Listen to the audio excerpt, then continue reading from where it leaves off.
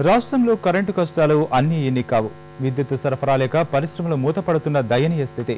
ఇలాంటి తరుణంలో విద్యుత్ కోతలను సమర్థంగా ఎదుర్కొంటోంది విశాఖ జిల్లాకు చెందిన ఓ జంట.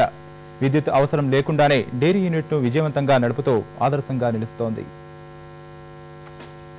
వీరు విశాఖ జిల్లా బుచ్చేపేట మండలం పొట్టిదురపాలెంకు చెందిన దంపతులు నల్లం శ్రీరామ్, లక్ష్మి.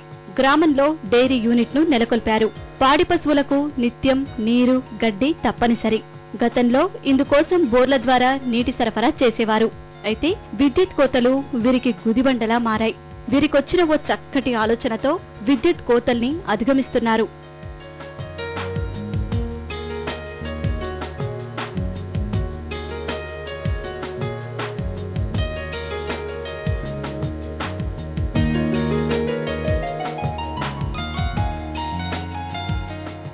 పశువుల పేడను ఇంధనంగా ఉపయోగించి గోబర్ గ్యాస్ ప్లాంట్కు శ్రీకారం చుట్టారు.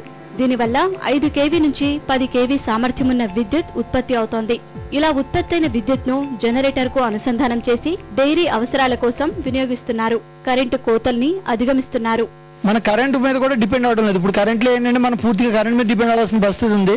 అది అక్కడ లేకుండా ఏంటంటే గోబర్ గ్యాస్ ద్వారా నడుస్తుంది. ఆ జనరేటర్ ద్వారా వచ్చేది మనకి డీజిల్ కలిసి వస్తుంది. జనరేటర్ ఇది నడుస్తుంది. మనకి పొల్యూషన్ కూడా తగ్గుతుంది అండి. నీళ్ళకైతే ఏంటి, లేకపోతే పాలు పితకడానికి అయితే ఏంటి, లేకపోతే గడ్డి కొట్టడానికి 3 మిషన్లు ఉన్నాయి మనకి. అన్నిటికీ కూడా కరెంట్ కావాలి. సో వీటికి ఏంటంటే మేము ఏం చేస్తున్నాం అంటే ఈ జనరేటర్ ద్వారా నడుపుతున్నాం. డైలీ పేడ ప్రొడ్యూస్ అవుతుంటది. మాకు 1 టన్ వరకు ప్రొడ్యూస్ అవుతుంది. ఆ పేడని ఉపయోగించుకుని మేము బయోగ్యాస్ జనరేట్ చేస్తున్నాము. ఆ బయోగ్యాస్ ద్వారా డైరీకి అవసరమైన అన్ని అవసరాన్ని తీర్చుకుంటున్నాము.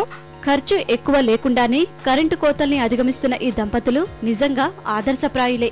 అందరూ వీరి సూత్రాన్ని ఆచరిస్తే విద్యుత్ కోతల నుంచి ఉపశమనం పొందవచ్చు.